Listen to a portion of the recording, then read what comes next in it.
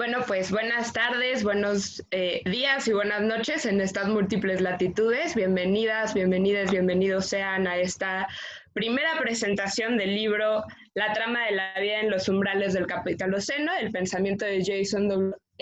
Lo pongo acá porque justo hablábamos que qué bonita es la portada. Esta es una compilación del trabajo y el pensamiento de Jason W. Moore, compilado por Mina, Lorena, Navarro y Horacio Machado, a quienes tenemos el placer de tener aquí en la mesa el día de hoy, junto con Jason W. Moore. Esta es un experimento en todos los sentidos, como muchos de los experimentos que Bajo Tierra Ediciones ha emprendido el año pasado. Esta es la primera vez que vamos a tener una presentación, diría bilingüe, aunque en realidad va a ser con traducción simultánea de algunos elementos y con subtitulado que irá apareciendo solamente en las partes que están en inglés. Entonces, bueno, muchísimas gracias a todos por estar acá. Sabemos que este es un evento que ha tenido mucha expectativa. Muchísimas gracias también a quienes se comunicaron con nosotros desde antes, a quienes enviaron sus preguntas. Y bueno, pues no me voy a detener tanto más acá porque no siempre tenemos la suerte de tener presentes a los 3 personas que participaron de este libro, ¿no? Ellos podrán decir muchísimo más de lo que yo como parte de Bajo Tierra Ediciones. Entonces, también por una cosa de economía de tiempos, voy a pasar directamente a presentarles. El formato de este libro, como hay ciertos retos para la cuestión del idioma, será un poco distinto de los que tenemos normalmente, ¿no? Será más bien un conversatorio, Mina y Horacio con Jason, con una serie de preguntas que ellos desde el proceso de elaboración del libro, desde su propia experiencia militante y académica, pueden formularle, que sienten que pueden nutrir. Es más un formato de conversatorio en ese sentido. Y después pasamos a las preguntas que muy amablemente nos hicieron llegar ustedes a través de redes sociales. Entonces, bueno, voy a empezar quizá con Mina, Lorena Navarro. Ella es socióloga y profesora investigadora del Instituto de Ciencias Sociales y Humanidades de la Universidad Autónoma de Puebla, de la UAP. Integra el área de investigación de entramados comunitarios y formas de lo político y co-coordina el grupo de trabajo Ecologías Políticas de Aviala de CLACSO. Integra también el equipo interdisciplinario junto con un salto de vida del proyecto Regeneración Ecohidrológica y la reapropiación comunitaria de la cuenca alta del Río Grande de Santiago. Es, como nos da muchísimo gusto, parte del proyecto editorial de Bajo Tierra Ediciones. Muy bienvenida. ¿Quieres que empecemos con tu primera pregunta o pasamos directamente a las 3 presentaciones de quienes estamos conversando? Empecemos contigo, perdón. Sí, bueno, pues muchísimas gracias, Laura, por la presentación, la bienvenida. Es para mí un gusto que haya llegado este momento. Hemos estado cocinando este libro, esta publicación, ya hace más de 2 años. Hoy estaba justamente haciendo cuentas. En el 2017 tuvimos posibilidad de encontrarnos con Jason Moore en su casa, que nos recibió tan amablemente. Y bueno, ya es mucho tiempo de eso. Pudimos conversar, pudimos pues ir también imaginando qué otras posibilidades de colaboración podíamos tener hacia adelante a partir de una apuesta común, una apuesta política desde el campo de la ecología política crítica, la ecología política del sur, como la estamos pensando en América Latina. Y bueno, de ahí surge la posibilidad de eso, ir un poco conspirando en torno a la necesidad de una publicación que pudiera servir como herramienta para conocer el trabajo de Jason Moore en México principalmente. Estamos viendo también de qué modo este libro puede llegar a otras latitudes, y bueno, pues que nos vaya sirviendo como eso, como un insumo, como una herramienta para tratar de pensar las propias realidades de las que somos parte en medio de esta crisis civilizatoria, de esta crisis terminal, en fin, de este momento tan oscuro por el que estamos atravesando en términos planetarios. Y bueno, pues es eso, un gusto para mí que haya llegado este momento, que después de 3 años que empezamos a conspirar en torno a la publicación de este libro, pues hoy este libro ya sea una realidad y que pues a través de este libro podamos acercar algunos textos. Claramente la obra de Jason es una obra, bueno, una gran trayectoria, pero además muy diversa, muy prolífica. Entonces, en esta compilación que hoy les presentamos, bueno, se han reunido 7 textos, junto con una entrevista que le realizamos, Carlos Piñeiro y yo, a Jason en ese momento en Nueva York, hace 3 años. Y bueno, a través de esta compilación el esfuerzo fue tratar de reunir los textos que ya estaban traducidos al español y una traducción más que en este caso Horacio Machado realizó, también compilador de este trabajo, de este esfuerzo, y con quien, bueno, pues también hemos caminado ya desde hace muchos años, y que también para mí, bueno, pues fue un gusto que con Horacio pudiéramos impulsar esta iniciativa, como muchas otras que ya también en estos años hemos impulsado y hemos caminado juntos. Y bueno, pues también aprovecho para agradecer mucho a Bajo Tierra Ediciones, porque desde el principio, bueno, pues todas las compañeras se sumaron a esta iniciativa. Les interesó mucho el trabajo que Jason ha venido haciendo, y como parte también de una línea dentro de la propia editorial, que es la línea de Ecología Política, bueno, pues les interesó mucho también poder impulsar este libro que, bueno, pues hoy por fin estamos presentando y que, bueno, pues nos pone muy contentas a todas. Como ya decía Laura, fuimos pensando con Horacio algunas preguntas que nos parecía importante poderle proponer a Jason.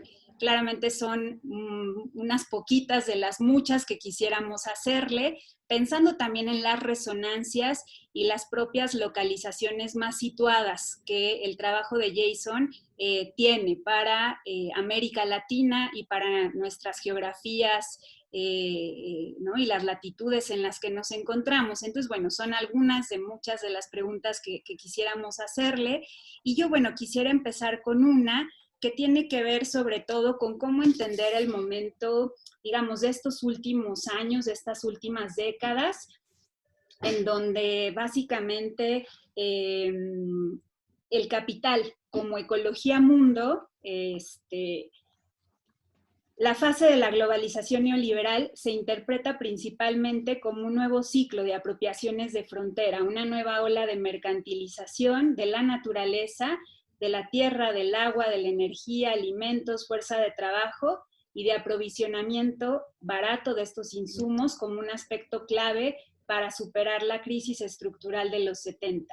Esto para América Latina, así como también para otras regiones del sur global, significó una nueva forma intensificada de extractivismo, que, bueno, conocemos como parte, ¿no?, de esta gran ofensiva, que por supuesto no es nueva, tiene que ver con una larga historia de duración, un proceso muy largo, muy doloroso, de saqueo, de despojo en nuestros pueblos, en nuestros cuerpos, en nuestros territorios, pero bueno, que vemos que en las últimas décadas se ha intensificado.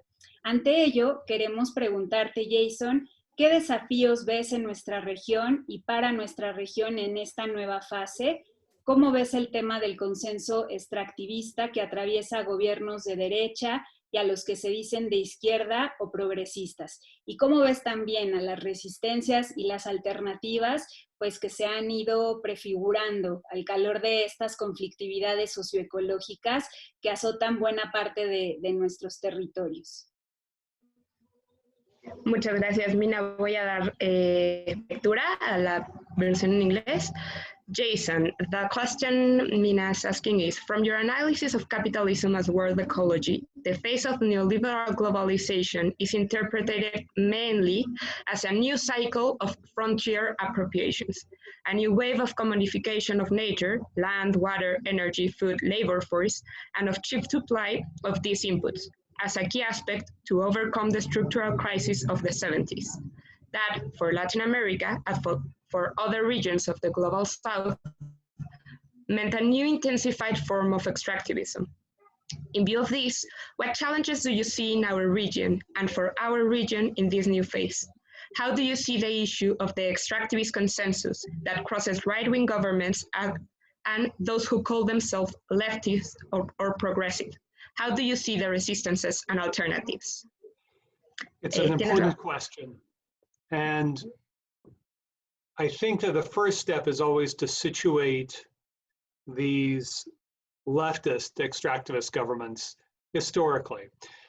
This is the problem of national liberation across the past long century, from the early 20th century, certainly from the great national liberation revolutions of Mexico and Russia, very peculiar and interesting kinds of places. But in both, the pressures were, in very broad strokes, similar. That is, how to forge a developmentalist strategy within capitalism. And although the Soviet Union looks as if it delinked, to use Samir Amin's phrase, more, that in fact was quite ephemeral, and the Soviet Union was always within the capitalist world ecology. In both cases, we see variations of neo-mercantilist development. That is, use the power of the state to either develop an industrial bourgeoisie or to engage in a kind of what Preobrazhensky called socialist primitive accumulation in order to build a state that could survive in the face of great empires. In the case of the Soviets, of course, that was German fascism, or what became German fascism. In the case of Mexico, what is the expression, so close to the United States, so far from God? That the question of imperialism and of the continuous threat of not only economic sabotage, but of imperialist intervention has to be reckoned with. Now, the other very, very difficult element of this question, we could spend all day talking about this question, but the other element of this question is, I think, precisely that, how does one defend even modest progressive gains? So even a social democratic project in the history of Latin America has been subjected to military coups and prodigious violence. And so when we are talking about this issue of extractivism, it seems to me that we are dealing with a very difficult dynamic. On the one hand, local solutions are impossible under capitalism, because to the extent the local conditions and local movements present a formidable challenge to capital, they will be undermined through economic dirty tricks, economic sabotage.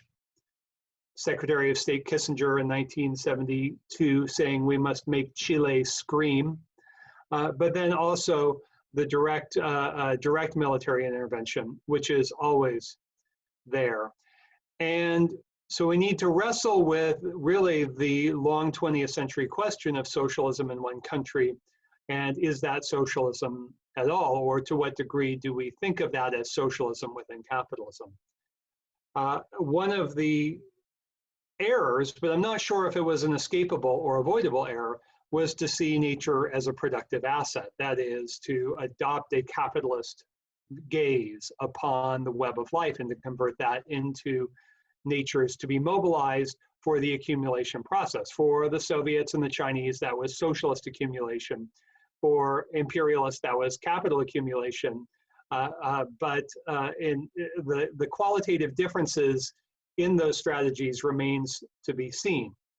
So it's a very difficult situation in which local conditions national conditions have to be addressed. And at the same time, the possibilities for socialism are clearly circumscribed insofar as the imperialist powers in the United States, above all, retains its overwhelming military and economic dominance. We can continue beyond that, but for a start. I think we're covered. Thank you very much. Okay, perfect. I'm going to pass the word to Horacio Machado. First, I'm going to present him. Bueno, muchísimas gracias por esta introducción tan ilustrativa de parte tanto de Mina como de Jason. Voy a dar la palabra a Horacio Machado Araoz. Antes, bueno, quisiera hacer una pequeña presentación. Bueno, es originario de Catamarca, Argentina. Es investigador del CONICET y profesor de Sociología en la Facultad de Humanidades de la Universidad Nacional de Catamarca. Es aprendiz y acompañante de las luchas populares de nuestra América. Participa en el colectivo de investigación en Ecología Política del Sur. Es autor de Potosí, El Origen, Genealogía de la Minería Contemporánea, editado en Argentina, Bolivia, Perú, Ecuador y Brasil, así como de otros libros en coautoría sobre minería, extractivismo y ecología política. Y además, bueno, es co-compilador del libro que estamos presentando hoy. Horacio, muchísimas gracias por estar aquí. Tienes la palabra. Bueno, muchas gracias, Laura. Buenas tardes, buenos días, buenas noches. Bueno, quiero agradecer enormemente a las compañeras de Bajo Tierra por esta enorme y auspiciosa edición de este libro, que realmente nos pareció muy importante. Agradecer a Mina también por hacernos parte y haber llevado adelante este proyecto. Y por supuesto, ¿no?, agradecer a Jason la generosidad de su trabajo, que nos pareció con Mina, digamos, un trabajo muy fecundo y muy provocativo para pensarnos desde el sur global. Así que bueno, muy agradecido y muy contento. Y siguiendo ya con digamos, la serie de cuestiones que habíamos pensado con Mina para explorar las ideas de Jason, va una segunda pregunta que van como dos preguntas en una ahí.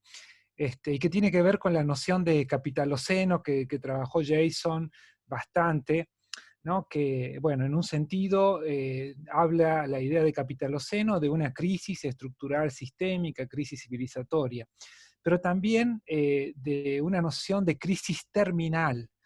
Terminal en el sentido de que como que da la idea de que la forma capitalista de producción de la naturaleza habría llegado a límites que ya serían infranqueables, como que ya estaríamos en el último umbral de la frontera de mercancías y no quedaría nada, algo así como conquistar, ¿no? Y en ese sentido varios autores han hablado, ¿no?, de capitaloceno como asociándolo a la idea de colapso, ¿no? La idea, Donna Haraway, por ejemplo, habla de que no es una nueva era, sino que es un evento límite.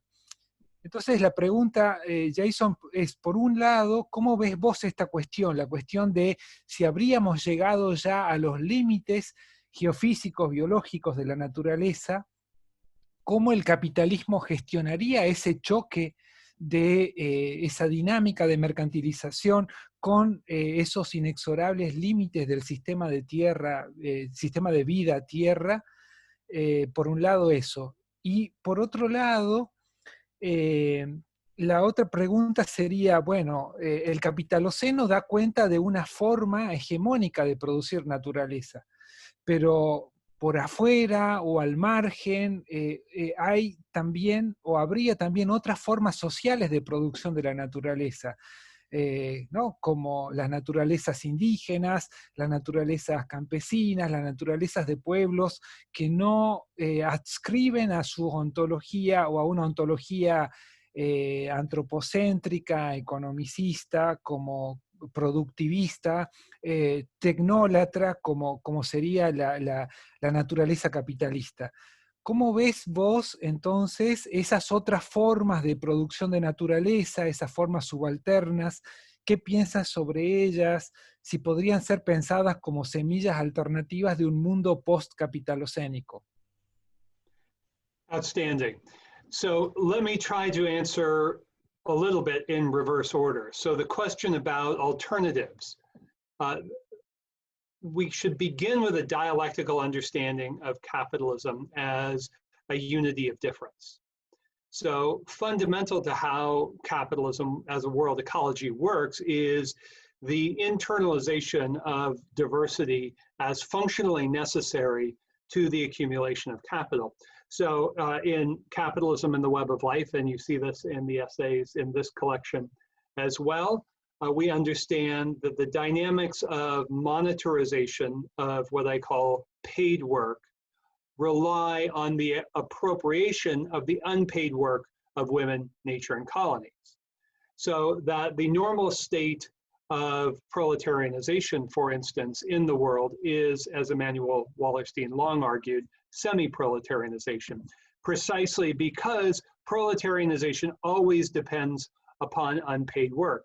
And that is politically and geoculturally mobilized through law, but also through racism, sexism, and other extra economic instruments of power. So yes, of course, those practices that we see of alternative and egalitarian food sovereignty-oriented agroecologies and agroecological practices are, for instance, absolutely fundamental. We should beware at the same time of a certain romantic peasantism that perhaps leads us down political roads that we do not want to embrace. So we want to be careful on how we sort out this dynamic unity of differences. But certainly what we are seeing, and this is spearheaded by indigenous movements, peasant movements, although really they're not the old peasant movements of a century ago, they're more semi-proletarian, semi-peasant movements, but that's a different question. All of these movements are foregrounding strategies of mutual aid and solidarity that are indispensable. And this raises the long-standing and largely unproductive divide within the world left between those who would prioritize mutual aid, horizontalist strategies of solidarity building, with those who would insist upon a political strategy of seizing state power and protecting the gains of the revolution, such as they are, against counter-revolution on the part of the imperialist forces. Now, it seems to me that these are two parts of any successful revolutionary strategy, since what happens when the tanks and the drones and the bombers come? And this was recently illustrated in Rojava. So this is not to say that that was a futile or unimportant endeavor. It was not, far from it. But nevertheless, again, the classic question of state socialism in the 20th century has to be grappled with in, I think, very sober ways. And when I say sober, I mean without either the romance of anarchism or the romance of anti-communism, or the romance that, you know, somehow the class struggle had been abolished in the Soviet Union, which it clearly had not. Something that Mao absolutely understood in insisting that the revolutionary process was a continual and continuous class struggle. So we need to look at the question of alternatives, not just in terms of technique, but in terms of how we relate to the class struggle broadly conceived. And when I say that, I offer a direct critique to what I call the Marxism of the rich. That is the long tradition of Eurocentric class analysis. And we need to understand the very wide and diverse set of processes of proletarianization and class struggle that extend well beyond the wage form. So when we think of alternatives, we need to think of not just the technical alternatives, which I think food justice and food sovereignty movements have done very effectively, but also how does one build an actual revolutionary strategy out of that? That's important because of what we dealt with in the previous question, but in Latin America, we're by no means limited to the neoliberal era. The era of imperialist counter-revolution is as long as capitalism itself, almost. And so we want to be able to understand not just how to forge the technical and mutual aid dynamics of the alternatives to capitalism, but we need to ask very, very hard questions. I do not pretend to have the answer, but we need to ask the hard questions about how to defend even social democratic gains against counter-revolution. So we saw this very clearly in the 1970s, where even in the imperialist countries, the social democratic governments of Wilson in Britain, of Allende in Chile, of the Palme government in Sweden, of the Whitlam government in Australia, the list could go on for a very long time, of Manley in Jamaica, the Manley government in Jamaica, all were fairly mild social democratic governments who were driven out of office by one means or another. And to the extent that they did come back into power, they were properly disciplined to the neoliberal consensus. And so this is something that we need to go into without romance. I would counterpose that experience, incidentally, with Cuba's immediate mobilization in support of the MPLA in Angola in the 1970s, a struggle that ultimately culminates in the defeat of the South African Defense Forces at Cuito Carnaval in 1989 and the collapse of apartheid soon after. So we have to be able to put these two moments together. It is not enough to be virtuous and anarchist. It is not enough to be romantic about state power. These are clearly two moments of the same revolutionary strategy in an era of climate crisis. Now, this connects quite intimately, I think, with the first part of the question about limits. For me, world ecology as a conversation grew out of 2 decades of engagement with the limits to growth. Donella Meadows and her colleagues published The Limits to Growth in 1972. I regard it as a groundbreaking contribution, and at the same time as a fundamentally conservative contribution that is pro-systemic, pro-capitalist contribution to understanding the dynamics of capital accumulation in the web of life. And what I did in Capitalism in the Web of Life, my book, is to show that the limits, when we are, the question of limits is fundamentally a political question that relates to different qualitative fundamental shifts in the web of life. And so the web of life is inside us, it is outside us, it is inside capitalism, it is outside capitalism, it is connective. That we, of course, are bodies that themselves constitute environments for all sorts of other life, including, as we know, the COVID-19 virus. So what I was trying to do in Capitalism in the Web of Life, and this is carried on in the essays in this collection in different ways, is to show how the question of the web of life is always fundamental to both bourgeois politics and to revolutionary politics. And that what we need to understand is that civilizations, or in my view, what I call world ecology, so capitalism as an ecology of power, profit, and life, they become vulnerable to challenges when they are unable to reproduce themselves in the usual ways. And so what I demonstrated in Capitalism in the Web of Life was that the climate crisis is an insuperable obstacle. And I showed that not by asserting the gravity of the climate crisis, which I do, I show that, but I show that the fundamental relation of capitalism, out of which grows class formation and class struggle, is the relationship of labor and agriculture. So this speaks to the issue of alternatives and agroecology, La Via Campesina especially. But what I show is that climate change fundamentally undermines the capitalist model of agricultural productivity. And it is undermining the capacity for the expanded and continuous growth of cheap food, which means more and more and more food. It goes up and up and up and up, and the amount of labor power becomes less and less and less. That is the history of agricultural revolutions.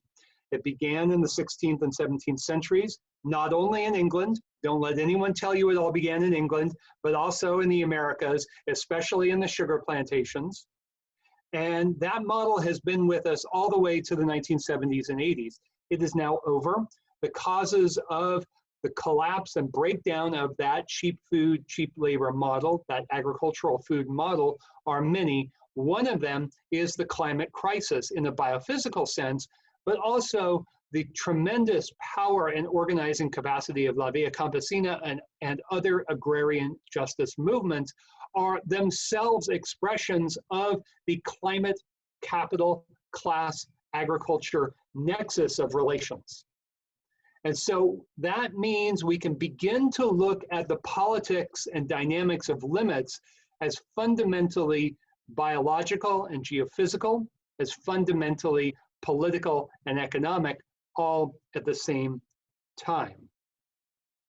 Now, we might want to circle back. I've tried to answer as best I can about how people like Haraway are dealing with the question of limits, and I think that it deserves attention, but we can organize this conversation however suits your interests. I think there is also some questions from the audiences about some Donna Haraway's category. We can definitely go back in a bit. We still have one question from these three first compounds. So, Horacio, si quisieras plantear la última de las preguntas, la tercera de las preguntas de esta primera ronda de co-compiladores, y después pasamos al público. Sí, habíamos pensado algo sobre lo que ya de alguna manera se fue explayando Jason en esta última respuesta, vinculando un poco el tema de las luchas ecologistas con la lucha de clases, ¿no? Entonces, por ahí pensar un poco más directamente qué piensa él sobre las propuestas de Green New Deal que salieron un poco en el norte y que también hay otras ideas en el sur en relación a transiciones socioecológicas como la idea de buen vivir o la idea de crecimiento, como una forma de articulación posible entre movimientos obreros, movimientos sindicalistas, movimientos feministas, movimientos ecologistas. ¿Cómo ve él esas propuestas y sobre todo cómo ve la articulación entre el norte y el sur global en relación a transiciones ecosocialistas? So many important issues here. I would say this to begin with the question of class and the anti-systemic movements, to borrow a phrase from Wallerstein. That fundamental to my thinking is that capitalism develops through the mobilization not only of paid work, but of the unpaid work of women, nature, and colonies, in the words of Maria Mies. This is obviously informed by the groundbreaking work of Silvia Federici, who demonstrates that class formation and proletarianization in the origins of capitalism was irreducibly gender. So for world ecology, what we point out is that from the beginning, there was in action something that we can call a civilizing project. That language itself was not used until really the 19th century in a major way. Before that, and we know this from the history of Spanish imperialism especially, it was a Christianizing project. But the logic was the same. There were the civilized, thinking, bourgeois or aristocratic humans who were civilized, and everyone else was a savage and needed to be civilized.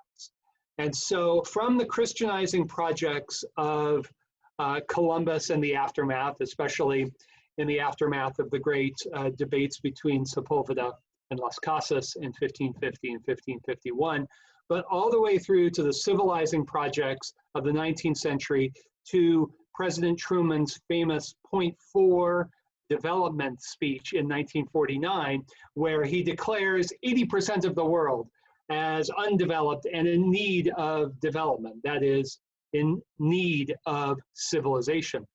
That is fundamental, that geocultural binary of civilization and nature in many different forms was present and operative in the operation of imperialism, and therefore operative in the formation of working classes and accumulating classes from the very origins of capitalism. Now, where I disagree with the Marxism of the rich is that this process was not limited to Northwestern Europe. Again, Federici does an outstanding job at that. Indeed, if we want to understand the origins of the modern working class, we do well to look at the plantation proletarians, that is, the slaves of sugar plantations. We do well to look at, as we see in Potosi, in Peru, in colonial Peru, at the coerced proletarians of the Mita, and the mines of Potosi were only one of many Mitas in the 16th and 17th centuries. And as I often say, why is it that we account for the origins of the Capitalocene in terms of England and not Brazil? Brazil is much more interesting than England in the 17th century if we want to understand the most dynamic forms of, and the cutting edge dynamics of proletarianization and world accumulation. And that these were class struggles from the very beginning. That really the tragedy of a self-styled orthodox Marxism is to present the class struggle as if it's somehow over here in one box. Whereas what we in world ecology argue is that not only is the web of life present in every dynamic of social struggle and every dynamic of human organization, from the family to the financial center, but that class struggle is present in everything. And so for me, I would see the origins of, for instance, today's climate crisis in the 17th century, which was also a moment of climate crisis, also a moment at which the capitalist genocides in the New World contributed to that climate crisis in the 17th century. It is then that we see the emergence of a climate trinity, of the climate class divide, of climate patriarchy, of climate apartheid. And so the question, which is so important, asks about how does one go about forging a strategy that would link various so-called popular struggles? And we are in a moment where we need to directly and uncomfortably address how race, class, and gender fit together. The most common way is to identify race and gender and let class drop out of the frame. That's dangerous, and it leads in political directions that very much favor the so-called middle strata, sometimes called the professional managerial class in the United States. We want to look at how gender and race from the beginning of capitalism all the way to the day are intimately connected with the dynamic of class formation, class exploitation, and class struggle, especially but not only in relation to the super exploitation of workers and the rest of nature. So not just the exploitation of the proletariat, but the appropriation of the biotariat, to use a phrase from Stephen Collis. That is the unpaid work of nature as a whole.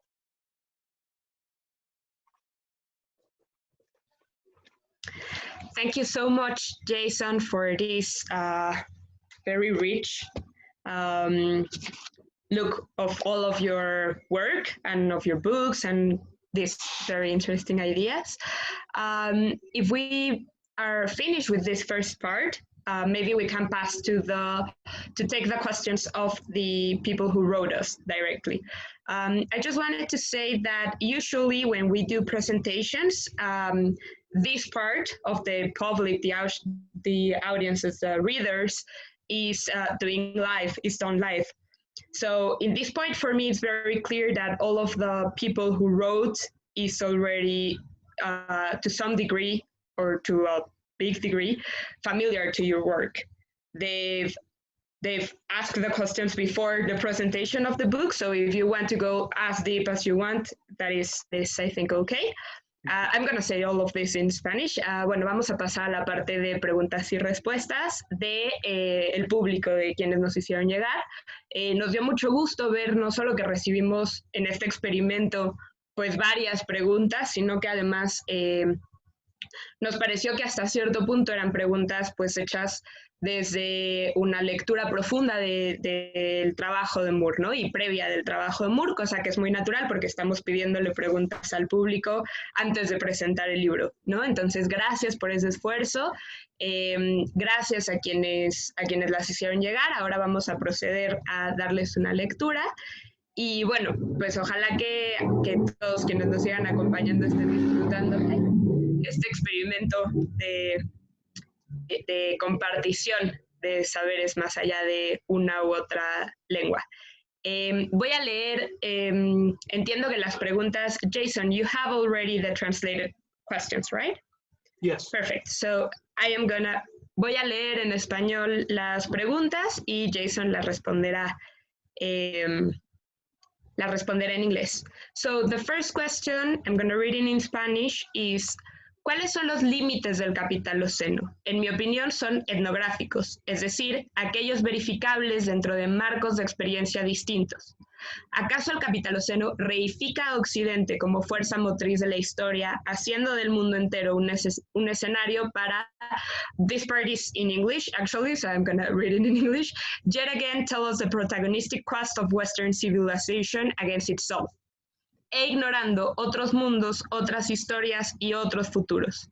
En resumen, es la típica crítica a la simplificación inherente en el determinismo economicista en el que incurren los críticos del capitalismo, con las mejores intenciones una y otra vez, y sabiendo que estas críticas les son familiares, en su opinión, ¿qué futuros alternativos existen a la narrativa del capitalismo en el Capitaloceno? Thank you. Gracias. Excellent. Well, I think this question about the Capitalocene is very important. And let me say that just like there are several Anthropocenes, there are several Capitalocenes. And so I think that this question targets a version of the Capitalocene that is not what I am arguing. That there is indeed a Eurocentric and indeed Anglocentric vision of the origins of the Capitalocene. This is offered by Andreas Malm, who gives us a very conventional and familiar story. He does it very well, but it's very Anglocentric, not just Eurocentric, that the story of the origins of capitalism can be told in terms of agrarian class transformations within England. This leads to, in time, along with the discovery of coal deposits and the working of coal and the invention and deployment of the steam engine, this leads to something called the Industrial Revolution. Now, this is a story that presents a part of a much bigger story as the whole story, or enough of the whole story to understand what's really going on. For me, I do not believe that Europe, as we know it today, I do not believe that Europe existed before 1492. I think Dussel is absolutely correct when he says the Columbian motto is, I conquer, therefore I am. With Quijano and Wallerstein, I agree that it's not that the Americas were not an afterthought to the rise of capitalism. The conquest of the Americas was not an afterthought. It was fundamental to the emergence of the capitalist world ecology as a dynamic of power, profit, and life. And so and I would also point out that there are many so-called European or Western populations that were not European and not Western and not civilized from the very beginning. The history of the Irish and the recurrent waves of mass murder that swept across the island, certainly between the 1650s and the 1850s, is a case in point, but also the neo-colonial, semi-colonial relationship of the imperialist centers like the Dutch Republic to Eastern Europe. That was not a that was not a quibble within Europe. That was a relationship between civilization and savagery, which is also a relation of empire and colony, and let us not forget, of, in a very stylized sense, of bourgeois and proletarian. We can problematize those, but as tendencies, there's truth to that, that the history of capitalism and the Capitalocene is a history of the worldwide class struggle and the emergence of class formation that tends towards this dyadic form of world bourgeoisie and world proletarian. But again, in a way that is completely different from what the Anglo-centric class analysis of somebody like Malm would suggest. Now, there's an important further question that is brought to our attention here, which is, if I am reading this correct, the conflation of capitalism and economy. So for me, capitalism is not an economic system. It contains an economic logic of the expanded reproduction of capital. So that's the Marx story in Capital One. When I was growing up, I was taught to read Capital One by a great Marxist, John Bellamy Foster, who's not very happy with me these days, but I want to give him credit, who taught me to read Capital from the end to the front. So we begin with the question of imperialism and primitive accumulation, and then end with the question and the issue of the sell form of the commodity. Now, what that does for our thinking is it helps us to understand that the world market is an instrument of the politically instituted class struggle across the whole past 5 centuries. This is true for the great productivist revolution in Latin America between 1550 and 1700. And it's true, of course, for the era of the so-called Washington Consensus, where the neoliberal debt regime is very much politically instituted. So for me, and I think for most of those in world ecology, we would insist that ours is, maybe above all, a critique of economic reductionism. That for us, the Capitalocene is not an economic story, although it contains an economic moment. And one of the reasons why we insist that it contains an economic moment is because the price of commodities and the price of interest of money is, those are themselves weapons of and expressions of the class struggle. And eco-socialism has not done such a great job with its own economic history. And now that they've taken an increasingly bitter and sectarian approach to other tendencies in the world around us, the question of capitalism's price history has been ignored. So we need to thread a needle. On the one hand, we do not want to be economic reductionist. On the other hand, if we do not understand the price history of capitalism, we are missing out on a huge dynamic, both of the class struggle and the web of life. And that will undermine our politics today. For instance, around a question that I think may be coming up around something like the Green New Deal. So for me, the story of the Capitalocene is not a story of what the West is doing to the rest of the world. But again, here's another messy contradiction. The fact that it's not the West that conquered the rest of the world, it is the world bourgeoisie that emerged first in the leading economic centers and imperial centers of early modern Europe that did indeed triumph to create this terrifying ecocidal, genocidal system that we call capitalism. So let's not pretend that the world bourgeoisie did not triumph. It has triumphed. It is living in the midst of its triumph right now, and we are suffering from the contradictions of its triumph right now.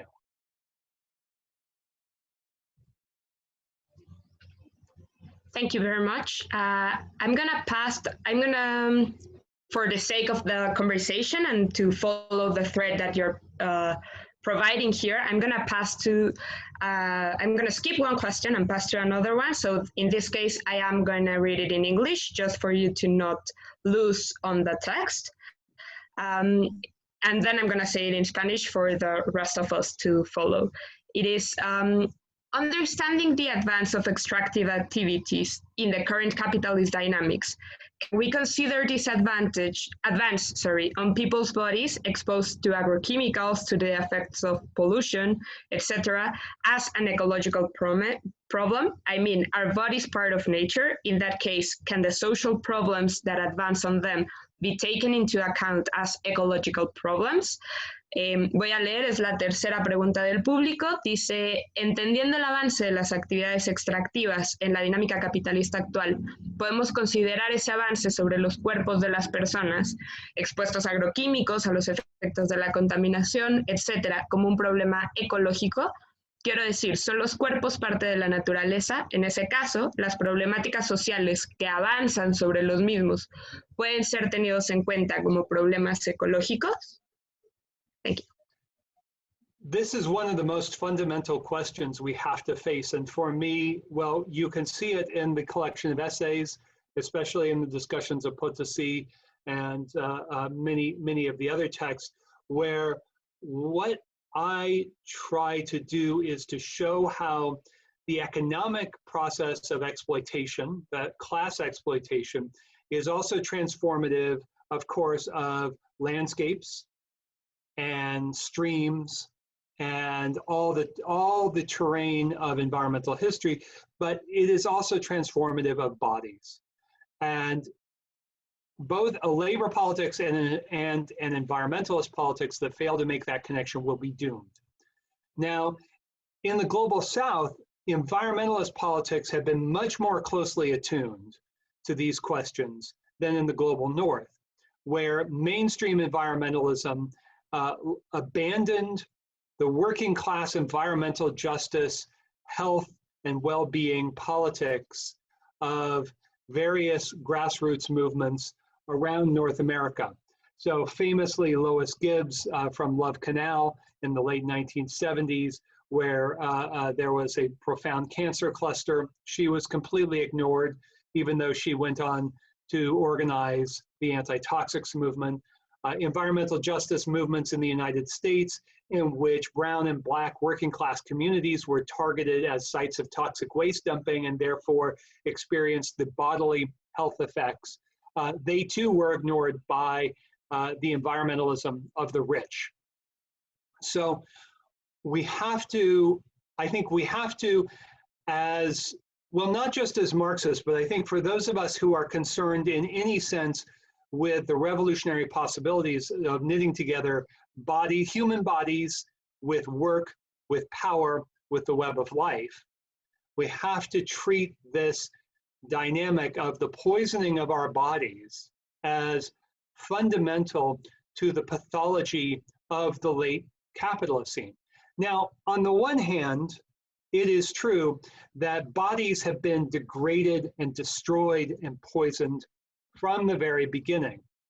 In my own teaching, I often teach Marxist chapter from Capital on the working day, which in my view is the essential text to read if we want to understand the relations between life and work and capital and class all at the same time, that there's a tremendous pathology to how capital reduces human beings to mere fragments and dehumanizes them, that is, puts them outside of civilization and into the realm of nature. This is, I think that this is so essential also to Horacio's earlier question about linking together popular struggles. And the great tragedy that I've seen in North America, and perhaps it is different in Latin America, is that the feminist, environmentalist, and labor and indigenous movements have not succeeded in forging a common political agenda around work and life and the health of bodies. And we can ask why that is, but I would suggest that it has much to do with the problem identified by the World Ecology Conversation, which is the fracturing of these problems. that there's a woman question, a race question, a class question, an environmental question. No, they are all the same question. There are different dimensions of these questions, and they work in specific ways, and they relate to each other in specific ways.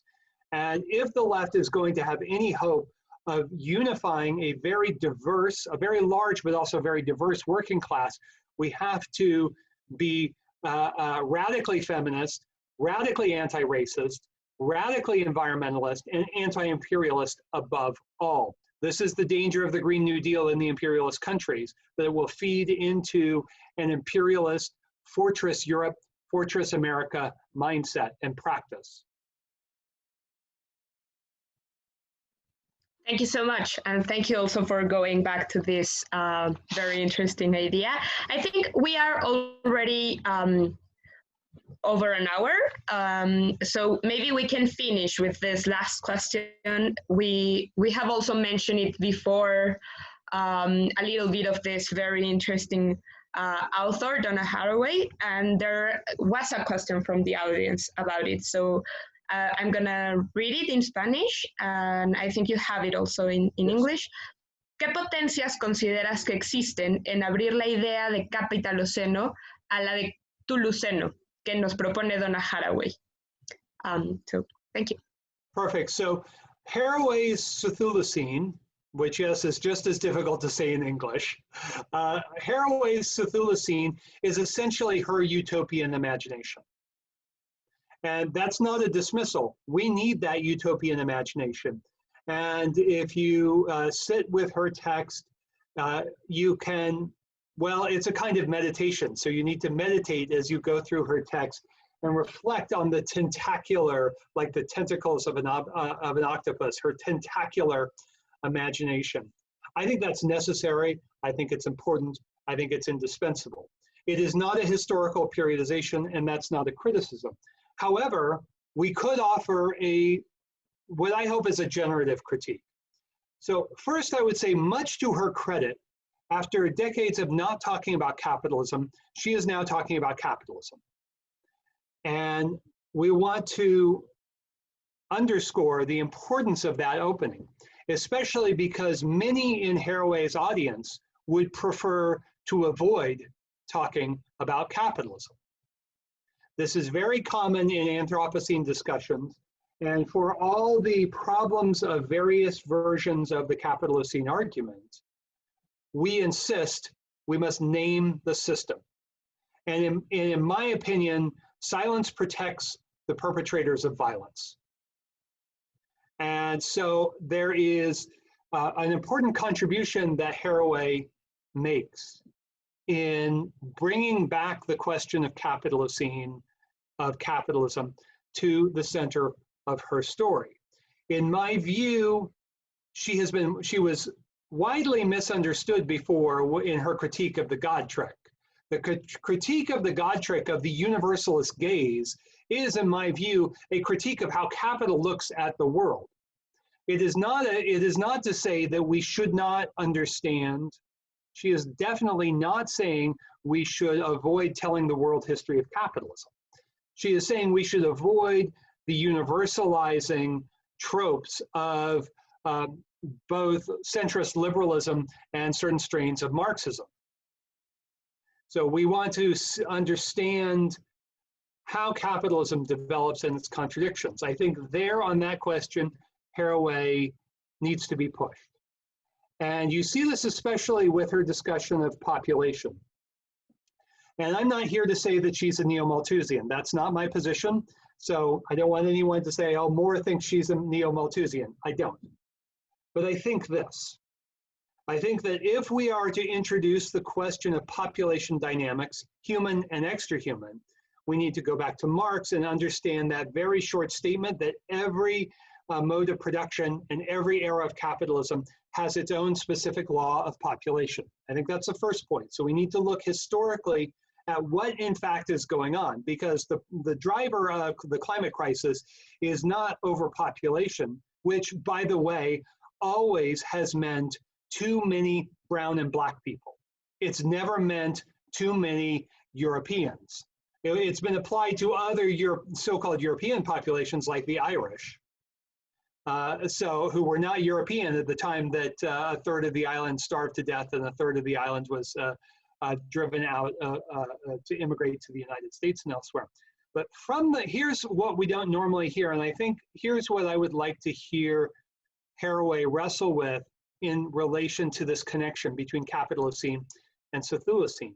And it's this, that populationism as a modern mode of thought and a modern cultural politics emerges in the late 18th century. It's associated with Thomas Malthus, of course. It occurs during the last great cold period of the Little Ice Age. It occurs, as we know, in the midst of profound and prodigious working class and anti-colonial revolt. The Haitians, the French, the Americans, the Irish in 1898. Within England, much of the English countryside had become ungovernable. Within London, there was the emergence of what is sometimes called Spencean radicalism, a proto-socialist working class politics. That Malthusianism, as Malthus developed it, was not about too many people. It was a direct political response to brown and black and white workers revolting and demanding autonomy and justice. Now, this is not the first time or the last time that it emerges at such a moment of political ferment.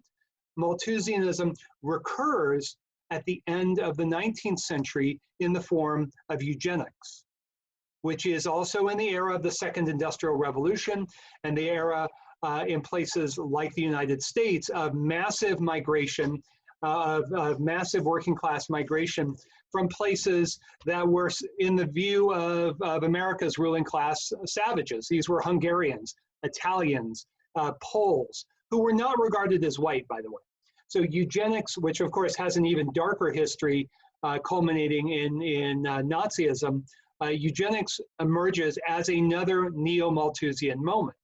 And then we get yet another one in 1968 with Paul Ehrlich and the population bomb. Too many people, again, too many brown people. But when is it that he's writing? He's not writing at a moment of global environmental crisis. He's writing in the midst of the greatest anti-colonial peasant and worker revolt and revolutions in capitalist history. And indeed, that's the history of environmentalism, of mainstream environmentalism in the global north, is to pretend that imperialism doesn't exist. And then finally, today we have the Anthropocene. And I say this very consciously and very aware that it will upset some people, that the popular Anthropocene, which is distinct from what the geologists are doing. I love what the Earth system and geologists are doing. That's the geological Anthropocene, but the popular Anthropocene is a translation of bourgeois naturalism into social history. And that is exactly the political and cultural maneuver of eugenics. It is exactly the movement of Paul Ehrlich and population environmentalism in the 1970s. And it goes back to Thomas Malthus in some palpable ways. So Malthusianism is about population, but it's also about fear of the worldwide class struggle from below.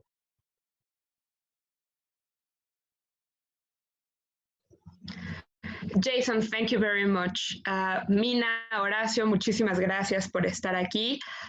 We're finishing now a little bit over an hour with this very, I want to say powerful last couple of questions, no? And last couple of answers mostly about I go here about with the importance of always naming the system and the importance of visualizing things. And I think that is a part maybe helping reproduce these ideas that help to see the system is what we do here in Bajo Tierra Ediciones. We want to take part in that.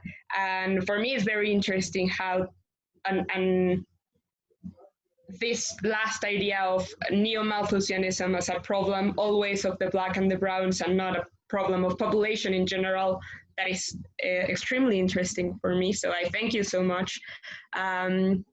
Y bueno, pues muchísimas gracias a todas, a todos por estar aquí, a todos por acompañarnos. es un poquito más de 1 hora y 20 lo que nos tomó en este esfuerzo compartido inglés-español. Terminamos con mucha fuerza, con mucha potencia esta idea de siempre nombrar el sistema, ¿no? Y la importancia que hay detrás de identificar y visibilizar cuáles son los problemas y cuáles son las raíces del problema, y así poder también criticar estos miedos que aparecen todo el tiempo, neomalthusianos, como habla Jason, ¿no? Estos miedos a la sobrepoblación que en realidad, y como él mismo devela, no son miedos a la sobrepoblación de todos nosotros, sino a ciertos cuerpos, a ciertas personas generalmente racializadas.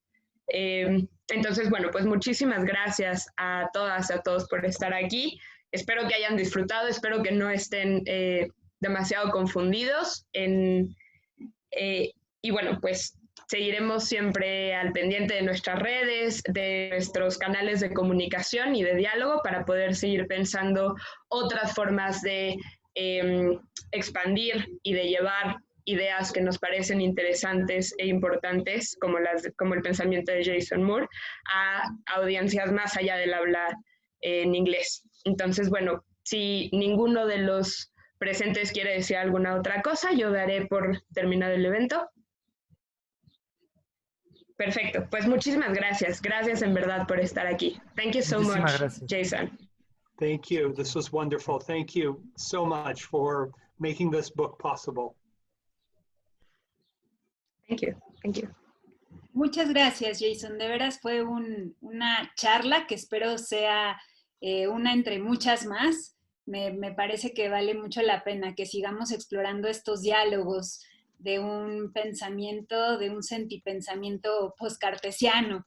Y bueno, ver, ¿no? ¿Qué viene para adelante para que este libro llegue a Argentina, llegue a Catamarca y llegue a muchos otros territorios donde seguramente estas ideas van a resonar con otras coproducciones que se están haciendo desde los pueblos de Abya Yala. Muchísimas gracias a todas, muchas gracias compañeras de Bajo Tierra Ediciones, muchas gracias Mina, muchas gracias Jason. Y sí, vamos a seguir tramando y siendo parte de las tramas de las vidas reexistentes de acá desde el sur, pensando otros horizontes de vida. Así que muchísimas gracias. Pues muchísimas gracias. Hasta luego. Que pasen buena tarde, mañana o noche. Thank you, Laura. Thank you, Horacio, Mina, Andrea. It's been my pleasure. Okay, we will be in conversation.